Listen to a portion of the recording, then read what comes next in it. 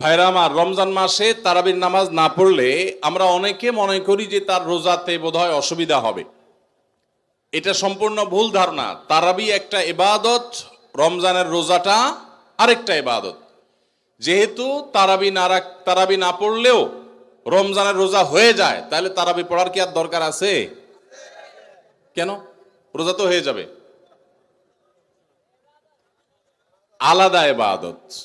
রোজা রাখা একটা ইবাদত, তারাবি পড়াটা আরেকটা ইবাদত। নবী করিম সাল্লাল্লাহু আলাইহি সাল্লাম একই হাদিসে দুটি কথা বলেছেন, মান কামা রমাদানা ঈমানান ওয়া ইহতিসাবান